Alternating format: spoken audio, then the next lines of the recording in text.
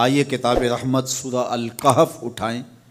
اللہ تعالیٰ نے ایک واقعہ بیان کیا ہے حضرت موسیٰ اور حضرت خضر علیہ السلام کا، کہ حضرت موسیٰ علیہ السلام عزم مصمم کر کے جب چلے تو اللہ فرماتا ہے کہ ہم نے حضرت موسیٰ علیہ السلام کو جس بندے کی نشانی بتائی تھی وہ بندہ ان کو وہاں مل گیا۔ سفید چادر اوڑے حضرت خضر علیہ السلام وہاں لیٹے ہوئے تھے، تو یہ جا کے ان کے پاس کھڑے ہو گئے کہ حضرت میں آپ کی خدمت میں اس لیے آیا ہوں کہ اللہ نے آپ کو جو خصوصی علم عطا کیے ہیں میں ان کو سیکھنے کی غرض سے آپ کی چوکھٹ پہ آیا ہوں۔ کہا تم میرے ساتھ صبر نہیں کر پاؤ گے، معاملے مشکل ہیں، سفر دشوار ہے، منزل کٹھن ہے، اور میرے معاملات ایسے ہیں کہ تم اعتراض کرو گے، اس کے بغیر تم رہ نہیں سکتے۔ حضرت موسیٰ علیہ السلام نے کہا اگر اللہ نے چاہا تو آپ دیکھیں گے میں صبر کروں گا، اور آپ کے کسی حکم کی کسی کام کی میں نافرمانی نہیں کروں گا، کسی کام کا انکار نہیں کروں گا۔ کہا کہ اچھا شرط یہ ہے کہ جو میں کروں اس پر تم اعتراض نہیں کرو گے، سوال نہیں کرو گے، یہاں تک کہ میں خود ہی نہ بتاؤں۔ تو کہا کہ یہ شرط ٹھہری، میں کوئی بات نہیں کروں گا۔ فانطلقا، دونوں چل پڑے، دریا کے پار جانا تھا۔ جو کشتی کا مالک تھا، کشتی بان تھا، وہ حضرت خضر علیہ السلام کو جانتا تھا، تو اس نے کرایہ بھی نہیں لیا، لیکن جب کشتی پر سوار ہوئے تو عصا مار کے حضرت خضر علیہ السلام نے کشتی کا ایک پھٹا توڑ دیا۔ تو بے ساختہ حضرت موسیٰ علیہ السلام نے کہا آپ نے پھٹا توڑ دیا، یہ سارے ڈوب جائیں؟ کہا میں نے کہا تھا نا تم میرے کاموں پہ صبر نہیں کر پاؤ گے۔ تو حضرت موسیٰ کو یاد آیا، کہا میں بھول گیا تھا، اس پر مواخذہ نہ کیجیے۔ پھر دونوں چل پڑے۔ بچے کھیل رہے تھے، ایک خوبصورت لڑکا وہ بھی بچوں میں کھیل رہا تھا۔ حضرت خضر آگے بڑھے اور اس کی گردن مروڑ دی، اس کو قتل کر دیا۔ صاحب شریعت تھے حضرت موسیٰ علیہ السلام، نہ رہ سکے، پھر بول پڑے ایک جان کو بغیر کسی جان کے بدلے میں قتل کر دیا، اس نے گوایا کیا تھا ہمارا؟ آپ نے بہت ہی جو ہے وہ غلط کام کیا، یہ کام اچھا نہیں کیا آپ نے۔ کہا میں نے کہا نہیں تھا کہ تم میرے ساتھ صبر نہیں کر پاؤ گے۔ کہا ایک موقع اور دے دیجئے، اب اگر میں نے کوئی اعتراض اٹھایا تو پھر دوبارہ مجھے آپ اپنی صحبت میں نہ رکھیے، عذر تمام ہو جائے گا۔ پھر دونوں چل پڑے، یہاں تک کہ ایک بستی میں دونوں آئے تو آپ نے بستی والوں سے کہا کہ ہم مہمان ہیں، آپ ہماری مہمان نوازی کیجیے، کھانا کھلائیے۔ تو انہوں نے انکار کر دیا، کہا کہ ہم تو آپ کو بلایا نہیں ہے، آپ خود آئے ہیں، آپ اپنے کھانے کا خود انتظام کیجیے۔ گزر رہے تھے گلی سے تو ایک دیوار گرنا چاہ رہی تھی، تو جلدی سے اس دیوار کو مرمت کر دیا۔ کہا حضرت ہم اگر چاہتے تو اس پہ اجر لے سکتے تھے، انہوں نے ہمیں کھانا تک نہیں دیا اور ہم ان کی دیواریں سیدھی کر رہے ہیں۔ کہا اب تمہاری میری جدائی ہو گئی، تم نے یہ بھی اعتراض کر دیا۔ تو انہیں یاد آیا کہ وہ یہ بھی اعتراض ہو گیا۔ اب میں تمہیں بتاتا ہوں کہ یہ 3 کام میں نے کیوں کیے۔ اللہ اکبر۔ اب سنیے، قرآن ہمیں بتاتا ہے کہ ظاہری علم بھی ہوتا ہے لیکن کوئی باطنی علم بھی ہوتا ہے۔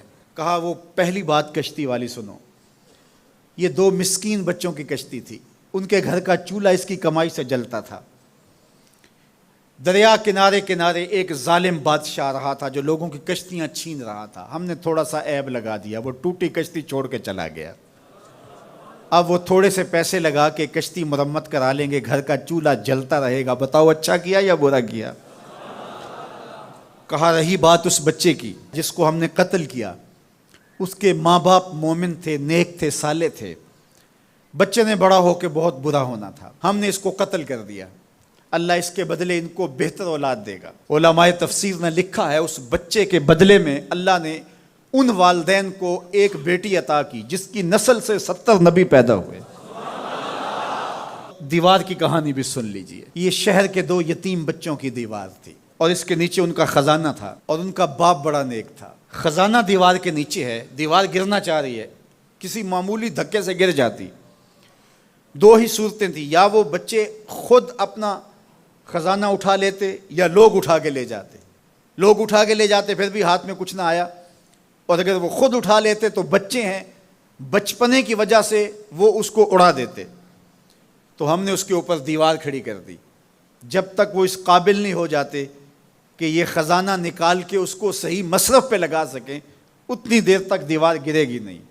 اللہ اکبر۔ وہ کسی وجہ سے دیوار قائم رہے گی، اور جب وہ اس عمر کو پہنچ جائیں گے جس عمر میں وہ اس خزانے کو سنبھال سکیں گے تو پھر دیوار خود بخود گر جائے گی اور یہ خزانہ نکال کر کے اپنے کام پہ لے آئیں گے۔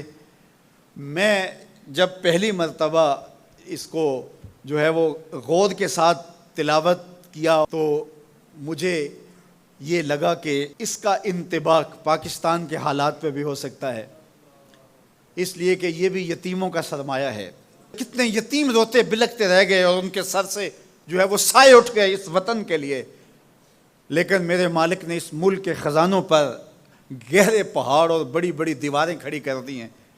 جب تک یہ قوم بلوغت تک نہیں پہنچے گی اتنی دیر تک وہ خزانے ظاہر نہیں ہوں گے، اور جب یہ قوم اپنی بلوغت تک پہنچے گی، شعوری بلوغت، فکری بلوغت، علمی بلوغت، اور رب سے جو وعدہ کیا تھا پاکستان کا مطلب کیا، لا الہ الا اللہ، جب اس بلوغت تک یہ پہنچ جائے گی، اس وعدے کی تکمیل ہوگی، پھر رب دیوار ہٹا دے گا اور پاکستان کو اللہ اتنے خزانے دے گا اور پاکستان ایسا مالا مال ہوگا دنیا دیکھنے آئے گی انشاءاللہ۔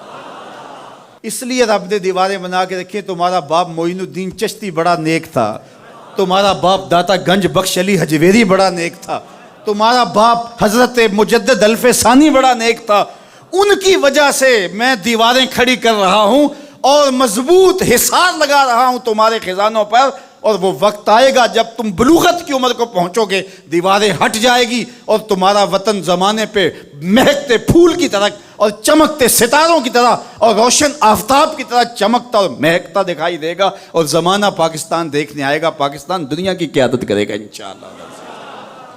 تو کہا یہ تعویل ہے ان باتوں کی جو باتیں میرے رب نے مجھے بتائی، اور یہ میں نے اپنی مرضی سے نہیں کہیں، اور جو میں نے کیا اپنی مرضی سے نہیں کیا۔ تو یہ باطنی باتیں ہیں، شاید یہ باطنی باتوں کے جوش میں یہ بات بھی میں کر گیا،